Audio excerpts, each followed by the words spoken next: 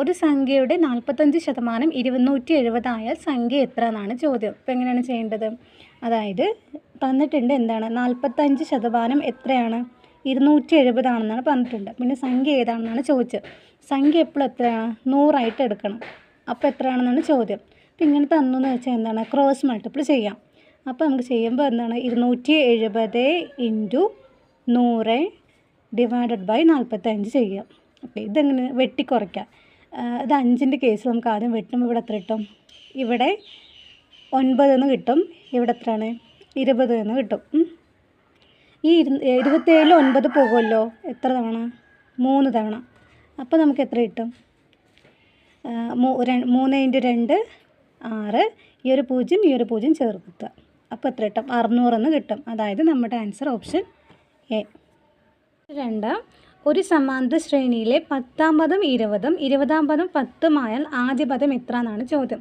അപ്പോൾ എന്താണ് ക്വസ്റ്റ്യൻ തന്നിട്ടുണ്ട്? എന്താണ് 10ാം പദം 20ഉം 20ാം പദം 10ഉം എന്നാണ് തന്നിട്ടുള്ളത്. അപ്പോൾ ഇങ്ങനെ ഒരു കേസിൽ നമ്മൾ എങ്ങനെയാണ് ചെയ്യേണ്ടതെന്ന് വെച്ചാൽ ആദ്യ പദമല്ലേ ചെയ്യേണ്ടത്. അപ്പോൾ ആദ്യ പദം എന്ന് പറഞ്ഞാൽ രണ്ടും കൂടി കൂട്ടുക, എന്നിട്ട് എന്താണ് -1 ചെയ്യാം. അതായത് 20 + 10 - 1 എന്നായിരിക്കും ആദ്യ പദം. അതായത് എന്താണ് 20 + 10 30 - 1. അപ്പോൾ എത്രയാണ്? 29. അതായത് ഓപ്ഷൻ ഡി.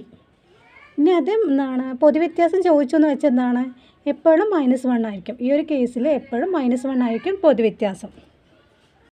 6000 രൂപ 3 വർഷത്തേക്ക് ലഭിച്ച സാധാരണ പലിശ 1080 രൂപ. പലിശ നിരക്ക് എത്ര ശതമാനം എന്നാണ് ചോദ്യം. ഇതെന്താണ്? സിമ്പിൾ ഇൻട്രസ്റ്റ് ആണ്. അപ്പോൾ ഇതിൻ്റെ ഇക്വേഷൻ എന്താണ്? I എന്ന് പറയുന്നത് എന്താണ്?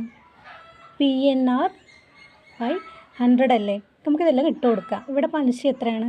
1080. അപ്പോൾ 1080 = P എത്രയാണ്? പ്രൈസ് എത്രയാണ്? 6000 എഴുതി. N എന്ന് പറഞ്ഞ വർഷം, എത്ര വർഷത്തേക്ക്? 3 വർഷത്തേക്ക്.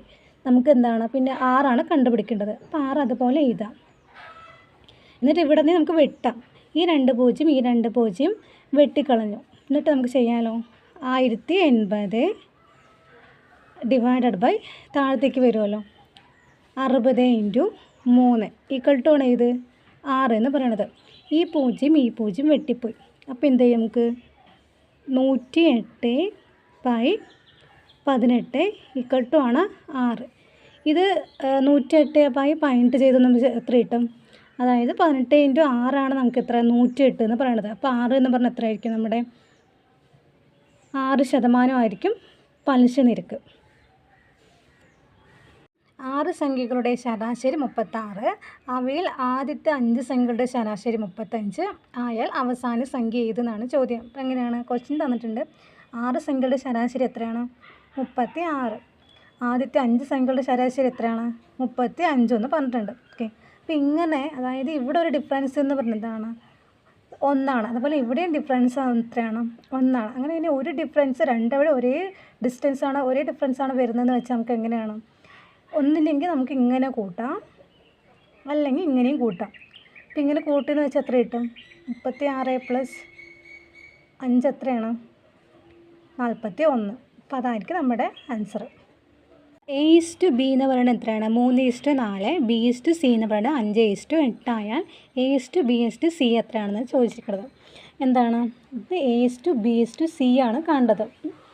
A/Bയിൽ A എത്രയാണ്? 3. B എത്രയാണ്? 4. അടുത്തതിൽ B എത്രയാണ്? 5. Cൻ്റെ ചോട്ടിൽ അത് എഴുതുക 8 എന്ന് പറയാം. എന്നിട്ട് ഇവിടെ ഒന്ന് വേക്കൻ്റ് ആണല്ലോ, ഇവിടെ ഒന്നുമില്ല. അപ്പോൾ ഇതിൻ്റെ അടുത്തുള്ള സംഖ്യനെ എഴുതുക. എത്ര? 4. ഇവിടെ ഒന്നുമില്ല. അപ്പോൾ ഇതിൻ്റെ അടുത്തുള്ള സംഖ്യ എഴുതുക 5. എന്നിട്ട് ഇൻറ്റു ചെയ്യാം. 3 × 5 എത്രയാണ്? 15. 4 × 5 20. 4 × 8 32 ആയിരിക്കും. അപ്പോൾ A/B/C എന്ന് പറയുന്നത് 15:20:32.